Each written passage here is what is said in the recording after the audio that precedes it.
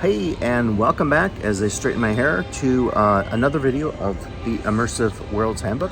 And today I am on board Wonder of the Seas, the Royal Caribbean ship, which currently is like the second largest ship in the world. Icon just was launched out of Miami, so this is now second. But I wanted to take this opportunity to focus on something. I didn't bring the whole Immersive Worlds with me, but I wanted to talk about an interview I did in the book. As you know, the book has a ton of interviews, and so if you check out on page, starting on 122, I have Kelly Gonzalez, who at the time was the Associate Vice President of New Building Architectural Design for Royal Caribbean Cruises. And so I really wanted in the Immersive Worlds Handbook to do at least one feature on cruise ships. I obviously couldn't cover every single space in the handbook, but I definitely wanted to do cruise ships because I think cruise ships, as you'll see in some of my videos that I'm featuring here on Wonder of the Seas, they've really become fully fledged themed spaces. I think in the past we thought of the luxury liners kind of like the Queen Mary, which are certainly impressive, go more for elegance, you know, that kind of, I hate to say the Titanic style, but that style of old school elegance. Where it's not about themed spaces, it's about opulence. It's really about the idea that people are in comfort. And certainly you get that here aboard Royal Caribbean Wonder of the Seas, but it's a much different experience because of where I am right now. And as you can see behind me and in front of me, I am in Central Park, and there even is a placard announcing that. And this particular space, at least the space that Kelly designed and talked about designing here in the handbook, features up to 10,000 different plants.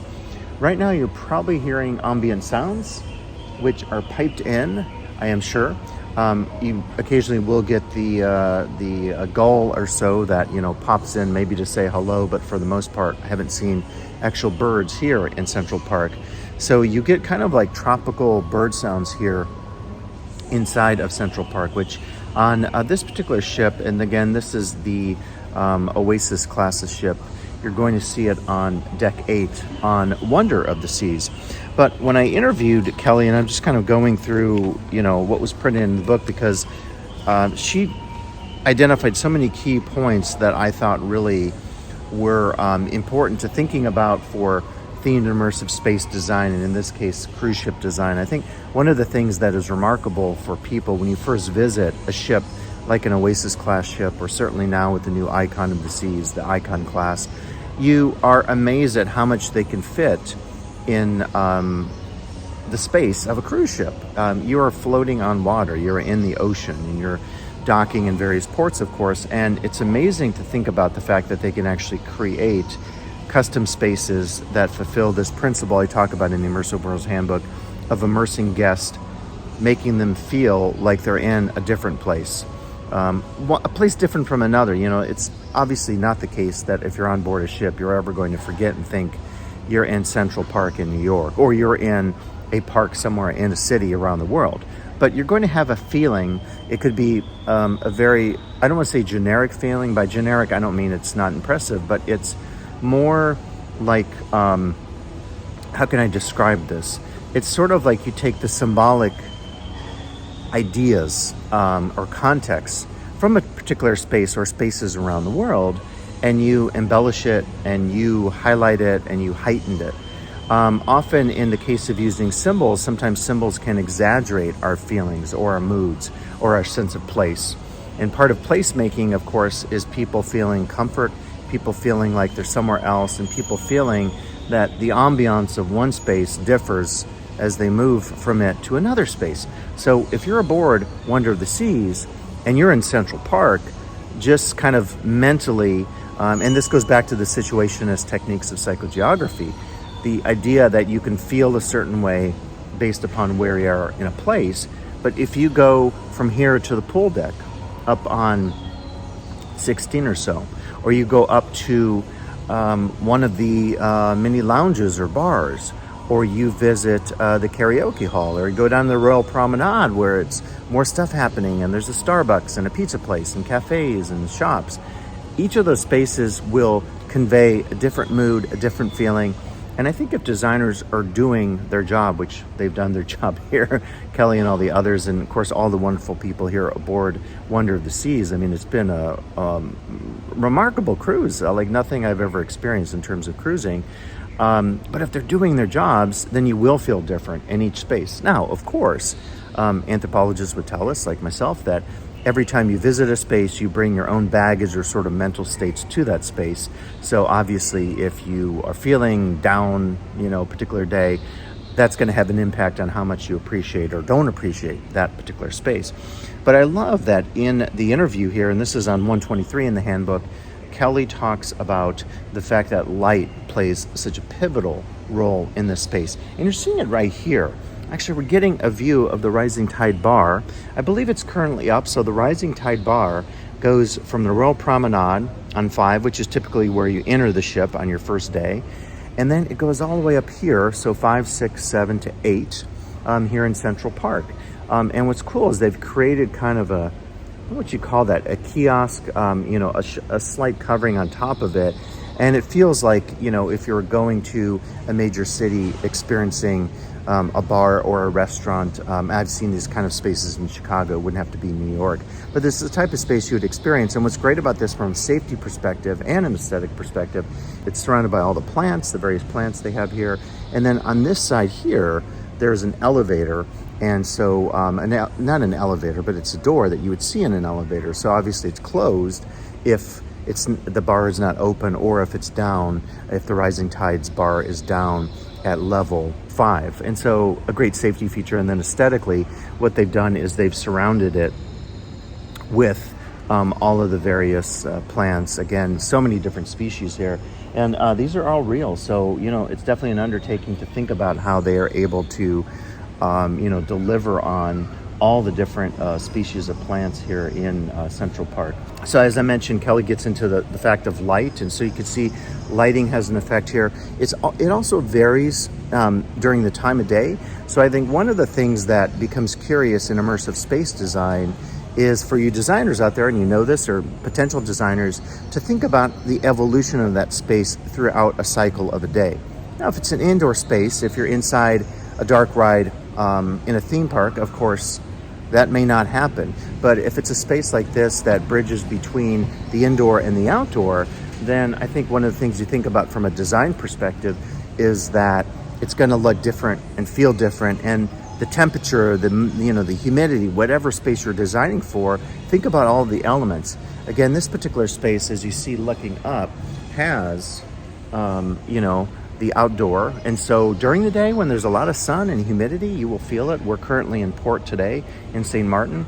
But, on other days I've walked through this space and it's been incredibly warm and humid. So in this case, the lighting, all the features of the space, including the weather, the effect on the guests, will actually have an effect on the guests. And so again, the lighting is quite dramatic here, and it really does give you a sense of place as you walk through it.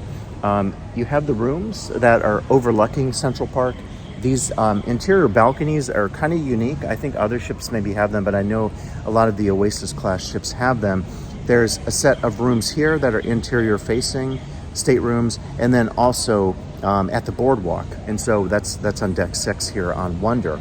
And so the boardwalk also has that similar feel where if you want some excitement, energy, and people watching, you can get that from any of your guest rooms on board the ship. So the lighting, as Kelly talks about, is really dramatic here. At the end of this video, I'm going to take you through and just show you some of my stills and also some of the video walkthrough, because it's quite dramatic when you walk through the space. The other thing I wanted to say, and I think this is on the last page of the interview or first page, but so we talked a little bit about light here, and also the challenges. I advise you to look at this on 124, the challenges of designing spaces for a cruise ship. So again, I think this is where that principle of thinking about symbols and condensation, sticking a lot of things literally, physically in a space, is a challenge in a cruise ship. But then secondly is if you're trying to create mood, you can't often have all the themes in variation. If it was music, you would have maybe 5 themes and one theme, 2 themes, and then all the variations. Well, maybe you can only do 3 variations of a theme because of your limitation of space and also budget, of course, which is something we talk about in immersive space design. So in the case of a space like this, think about how they can achieve what they're trying to convey to the guest with using relatively few numbers of things, symbols, or context. Again, thousands of plants. When a guest looks at a bed of plants, they don't necessarily pick out all the individual elements. And so visually, how we respond to a space, of course, is subjective, but it's also something sometimes that relies on creating variation. So if you're doing flower or plant arrangement, you think about that in your space, because if you just had one type of plant, it would be very boring. You can also throw in little touches, like the fact that they have the umbrellas right here is brilliant walking into the park. I mean, it's very subtle. It's maybe some people don't see them. It's not like that costs a lot of money to have that gold stand there and the umbrellas, but I think it's really an easy way to convey a sense of space and care at the same time as you enter Central Park and take a stroll through it. So certainly the challenges of designing for a space are key, as Kelly talks about.